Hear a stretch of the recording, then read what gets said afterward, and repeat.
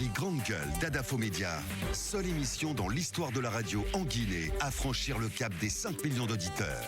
À Bokeh, Cancan, Labé, sur Radio. Merci de nous recevoir chez vous. Nous sommes en direct, vous nous regardez à la télévision. Merci de votre fidélité. Vous nous écoutez à la radio du côté de Bokeh sur 99.7. Et c'est la même fréquence d'ailleurs du côté de l'Abbé et également du côté de la Guinée forestière. 99 tout court en modulation des fréquences à Cancan. Et à l'international, vous nous écoutez sur nos plateformes mobiles. Merci de votre fidélité. Je le rappelais depuis l'entame de cette émission, c'est bientôt la fin des consultations nationales en Guinée, engagées sous l'égide du Premier ministre. Depuis 2 semaines, plusieurs entités sociopolitiques du pays se relaient devant le chef du gouvernement, Dr Ibrahima Kassory Fofana, pour exprimer leurs avis, principalement sur l'opportunité ou non de doter le pays d'une nouvelle constitution et sur la tenue des élections législatives fixées au 28 décembre 2019 par la CENI, lorsqu'elles se refermeront. Très exactement, le lundi 30 septembre, le Premier ministre, garant et promoteur constitutionnel du dialogue social et politique en Guinée, devrait se donner 2 semaines pour fignoler un rapport qui sera adressé au chef de l'État, à qui il reviendra donc d'engager ou pas son pays sur la voie d'un référendum. Mais déjà, vous l'avez suivi depuis quelques jours, ça fait polémique dans l'underworld politique, cette sortie du président Alpha Condé depuis New York, où il a appelé ses partisans à aller à un référendum en vue de l'adoption d'une nouvelle constitution en Guinée. On essaie de comprendre ce matin quels enseignements tire-t-il de ces consultations nationales auxquelles lui-même il a participé. Celle-ci garde-t-elle encore un sens après les déclarations d'Alpha Condé à New York? Comment envisage-t-il l'issue de ce processus et quel regard porte-t-il sur les élections législatives donc, qui sont annoncées pour le 28 décembre 2019? Monsieur Baouri, président, donc nouveau président de ce parti politique, l'UDD, il sera avec nous dès l'entame de la deuxième partie de cette émission. Si le temps nous permet aussi, on s'intéresse au secteur du tourisme en Guinée à l'occasion de cette journée mondiale du tourisme avec qui a pour thème cette année tourisme et emploi, un avenir meilleur pour tous. On essaie donc de comprendre avec des acteurs du secteur. Le FNDC France se mobilise contre un 3e mandat pour Alpha Condé. 2 nouvelles manifestations prévues ce week-end, précisément demain samedi, à la fois à Paris et à Poitiers, ville estudiantine, pour dire non à une nouvelle constitution en Guinée. Et le FNDC donc qui compte se mobiliser principalement à Poitiers pour, apprend-on, empêcher un meeting qui sera animé par le ministre d'État Papa Kouli Kourouma. On en parle avec Moussa Tatakourou Diawara, chargé à l'organisation et à la mobilisation de l'antenne FNDC France. Ce sera dans la deuxième partie de cette émission. Avant de continuer, vos réactions sur le 657 39 13 13 avec, pour commencer, Intime Gabi, l'enfant de Kourou. Antoine, je ne te comprends pas ce matin. Au même moment, je souhaite une très bonne émission à M. Baouri, président de l'UDD. Abou Poutine Banco, soyons logiques, le Guinéen réclame beaucoup, mais ceux qui ont du travail font semblant de travailler et ne veulent pas céder la place à ceux qui veulent travailler. Pour préserver la cohésion sociale, les Guinéens doivent savoir honorer leurs frères en Guinée. C'est seulement chez nous que les étrangers se foutent des Guinéens. Banalement, j'attends la réaction des syndicats pour cette pauvre femme. Yoro Baldé, conseiller communal depuis Matam. Donc c'est un conseiller communal qui nous envoie ce message. Bonjour à Bakar a raison. En France, le père a droit à 11 jours de congé de paternité. C'est un message signé de Fodé Kobele à Kaloum. Donc Fodé Kobele qui nous écoute à la radio depuis Kaloum. Bonjour les GG, notre État est nul. Il ne défend jamais les Guinéens. Monsieur Diallo depuis Bofa, et donc il nous envoie ce message. Merci les GG, merci à vous également. Bonjour les GG, je vous informe qu'aucun agent n'a le congé dans cette société de transport il y a plus d'1 an. C'est donc un auditeur qui nous envoie ce message. On poursuit toujours avec ses auditeurs et ses téléspectateurs. Bonjour les GG, je dirais que ce qui se passe à Al-Bayrak concernant le licenciement, c'est Dieu qui rend justice aux anciens travailleurs qui ont été marginalisés par les mêmes personnes licenciées. Vive Al-Bayrak Guinée, c'est Mohamed, donc un frustré, un ancien travailleur qui nous envoie ce message. Bonjour les GG et bonjour à Espace. C'est monsieur Ibrahim Kounda Kamara qui nous envoie ce message depuis Tugiwondi, du côté de Matam. Je partage l'avis de Mohamed Ali Kondé concernant l'inspection générale du travail. Les suivis dans les entreprises ne sont pas réguliers ou permanents par l'État. Enfin, monsieur Abouakar Diallo, vous êtes dans une toilette irréprochable. Je ne comprends pas. Bonne journée, merci. Donc c'est cet auditeur qui nous envoie ce message. Je comprends un peu ce que je vois. Moussaïro sourit dans ce studio. Baouri, le seul opposant crédible en Guinée, nous le soutenons en 2020. C'est Hamzata Ali qui nous envoie ce message. Deux dernières réactions avant de continuer. Bonjour les GG, moi c'est Alpha Diallo, s'il vous plaît, si la mine n'est pas là, il y a trop de désordre. On respecte votre avis, monsieur Diallo. Bonjour Abouaka, je vous informe qu'il y a d'autres services, ils donnent jusqu'à 40 jours comme congé de maternité. C'est donc un message qui n'est pas signé. Cette dernière réaction, bonjour les GG, j'appelle tous les Guinéens épris de paix, de justice, derrière M. Baouri, président de l'UDD, de se mobiliser derrière M. Baouri pour qu'on puisse sortir de cette misère et de l'injustice pour les prochaines élections législatives et présidentielles. Amadou Ouri, Parawol Diallo, depuis Luanda, en Angola, qui nous regarde donc à la télé. Donc les partisans de Baouri donc, qui se mobilisent un tout petit peu. On s'intéresse au procès du 28 septembre Basekou. Les victimes doivent encore ronger leurs freins avant de connaître la date pour le procès. Pas de date fixée. On attendait que le ministre par intérim de la Justice annonce une date. Eh bien, hier, il a plutôt indiqué, à l'issue de la réunion du comité de pilotage qu'il a présidé, que le budget sera réévalué parce que il y a donc de nouveaux éléments qui viennent donc s'ajouter sur le budget le budget prévisionnel qui s'élevait à 78 milliards de francs guinéens, dont la participation de l'État était fixée à 60 milliards, mais qui a été ramenée après à 20 milliards de francs guinéens. Alors, ces nouveaux éléments, il s'agit de quoi? Finalement, on apprend que la construction d'une salle d'audience. D'une salle d'audience. Digne de nom. Et puis la formation du personnel en psychotechnique qui va devoir conduire le procès du 28 septembre. En 2 ou 3 réunions du comité de pilotage présidé par le ministre par intérim, il y a eu plusieurs décisions. Depuis pratiquement, disons, près de 10 ans, on est en train de réfléchir aux conditions de la tenue de ce procès en Guinée. On dit que non, la Cour pénale internationale ne va pas se saisir du dossier.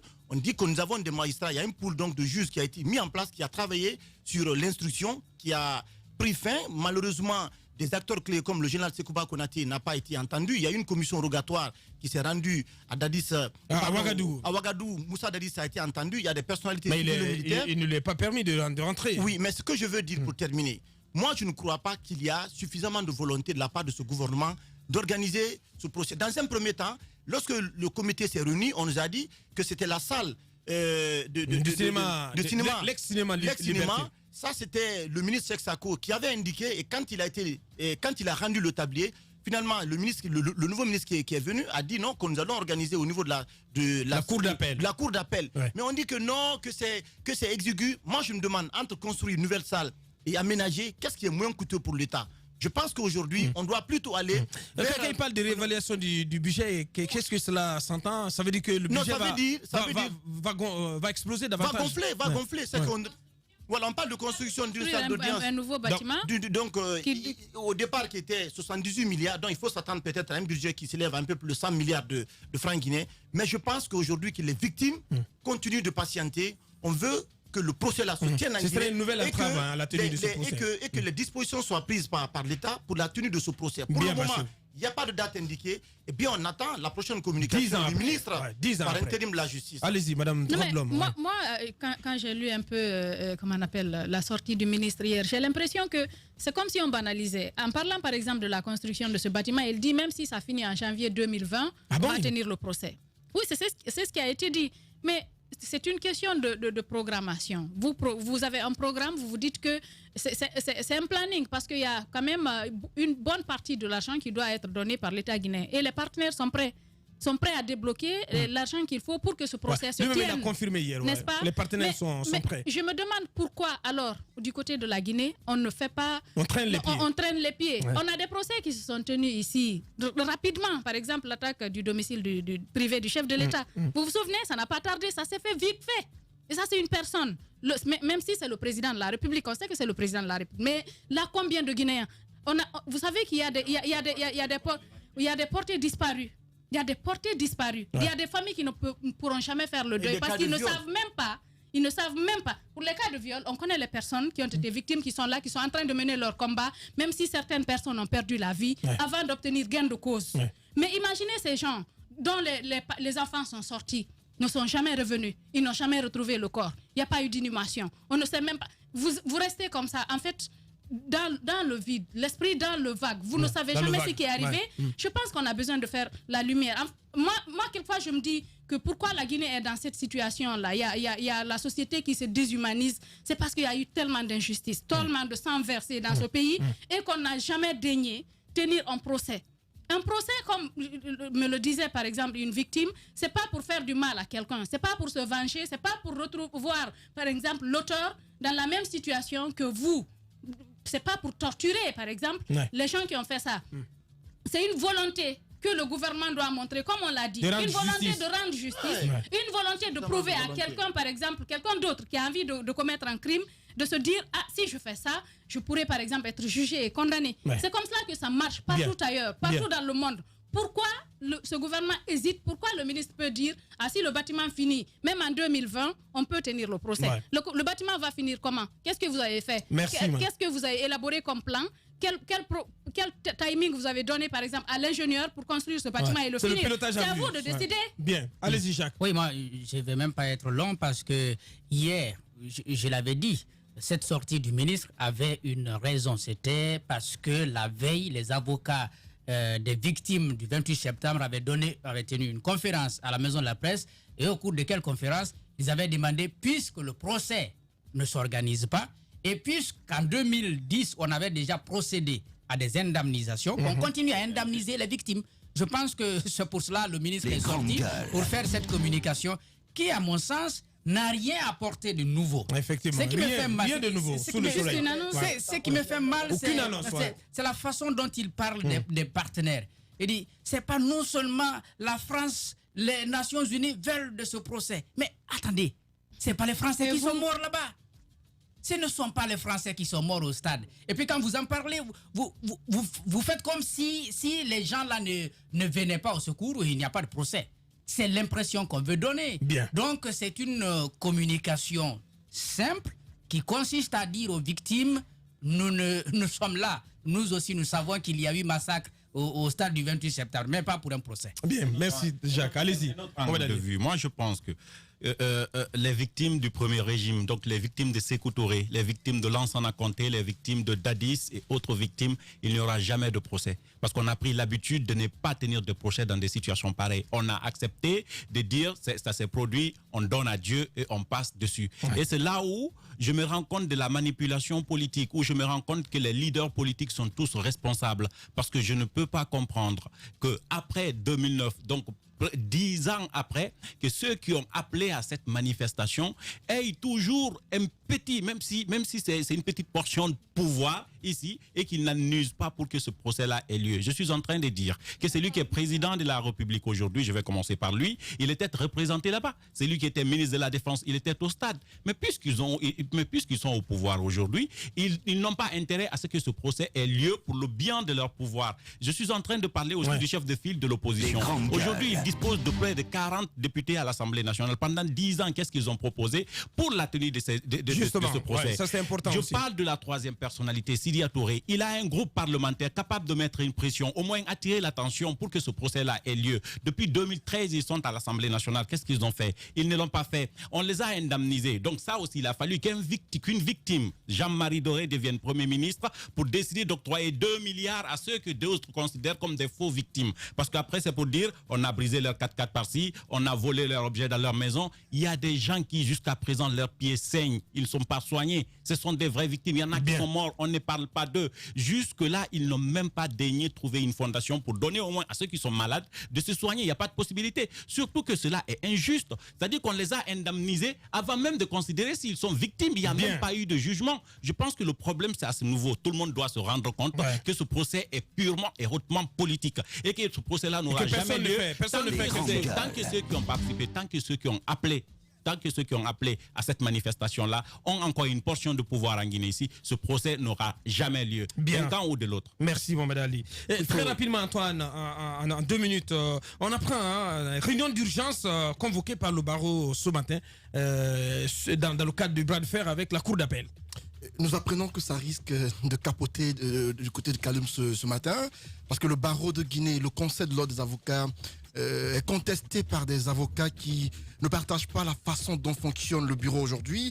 Maître Kouyaté, qui est le bâtonnier à l'heure actuelle, et qui a passé 10 mois à la tête de ce barreau, a du mal à s'en sortir. À rassembler. Mohamed Traoré, qui a fait 2 mandats successifs, jamais on a appris qu'il y a eu des soucis en son temps. Mais du temps de Kouyaté, on constate beaucoup de soucis. Le dernier cas en date qui apparemment a tendance à faire déborder le vase, c'est celui du bras de fer qui oppose les magistrats à la cour d'appel aux avocats, notamment au barreau. Vous avez suivi la conférence de presse du barreau appelant les avocats à bouder ou à boycotter les audiences de la cour d'appel et de son président. Oui. Alors, on nous apprend que les avocats ne sont pas d'accord avec la façon de faire du barreau parce que la décision se prend par assemblée générale. Donc il y a un risque d'implosion. Et le barreau ne se serait pas soumis à cela.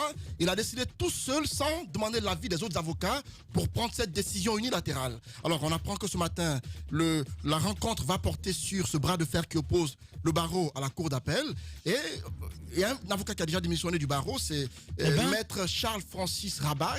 On a pu recevoir sa lettre de démission qui quitte le bureau du conseil de l'ordre des avocats, qui pour lui ne fonctionne pas correctement. Alors, ce sont des signes qui démontrent à suffisance que la gestion ou la façon de faire de l'actuel barreau n'est pas très saine et ce serait important de revoir les méthodes. Oui, mais c'est la vérité. Nous apprenons que ça risque de capoter ce matin. Mais je ne pense pas que c'est un problème de gestion saine. Mais si, c'est la force le climat, de quand même, quand on retient, c'est que le climat est quand même n'est pas au beau fixe au sein du barreau. Et on va suivre cette rencontre qui est annoncée comme une rencontre décisive, une rencontre d'urgence ce matin convoquée par le barreau du côté de Kaloum. On va marquer une pause pour nos obligations commerciales. Derrière, on revient pour continuer cette émission avec nos invités par téléphone depuis Paris, Moussa Tatakourou Diawara de FNDC, de l'antenne FNDC France, et notre invité ici en studio, M. Baoulou, que nous allons recevoir dès la reprise. Événement Adafo qui fera profession de rechercher la vérité et de la dire sera toujours odieux à celui qui exercera l'autorité. Condorcet. Bienvenue chez les GG sur Radio Espace Guinée.